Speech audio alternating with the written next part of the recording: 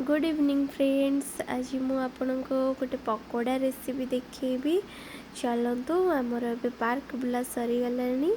एबे मु आपन सहित शेयर करी देखिए।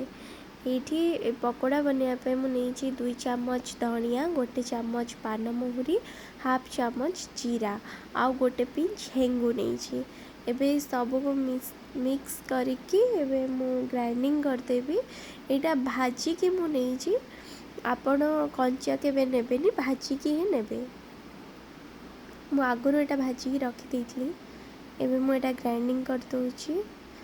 देखंतु दरदरा ग्राइंडिंग करछि।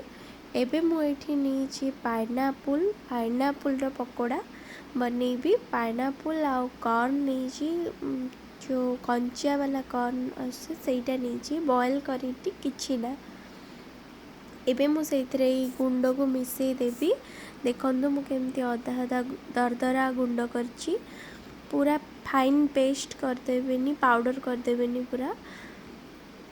एबे मु एथिरे कंचा लंका आउ पियाज, आपन चाहिले एथिरे भृषंग पत्र भी पक्के परिवे, भलो टेस्ट आसे। बट मु सिंपली करिछि। कंचा लंका पके दोछि। एबे पियाज बस एथिरे आउ किछि अलगा किछि पड़िबनी, रसुण अदा एतिकी। एथिरे मु लंका गुंड पकई देबी। एटा ऑप्शनल, केवल कलर हवा पई मु देइछि, नले कंचा लंका रे बहुत राग अछि।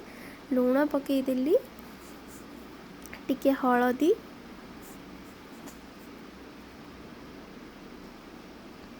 एबे एथिरे मु दे देबी एबे इथिरे गोटे पिंच मु दे दोछि खाइबा सोडा।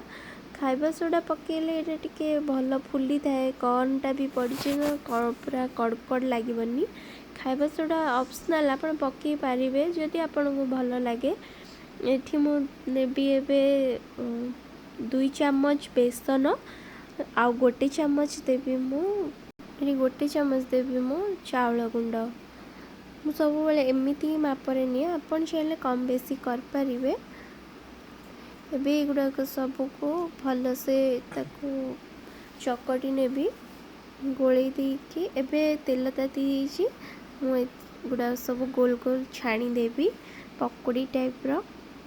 एटा बहुत टेस्टी लागिबो। पाइनएप्पल रो जो खट्टा खट्टा टेस्ट आउ कॉर्न रो जो क्रंचीनेस, एटा बहुत बढ़िया लागिबो। आपण निश्चय थरे ट्राई करंतु। आउ मो चैनल को सब्सक्राइब करिया को भूलंतु नहीं। चैनल को सब्सक्राइब करंतु, लाइक करंतु, शेयर करंतु। राज लक्ष्मी चैनल ना को भूलिबेनी। रेडी हे गला गर्मा गर्म पकोड़ा। चलंतु हम टेस्ट करिया। मु गोटे टेस्ट करी कहूची। Okay. Bye. बहुत tasty. Once if they came back, then I will call you. If I अबे wanna- जालू खाइबो। Yeah. Bye bye.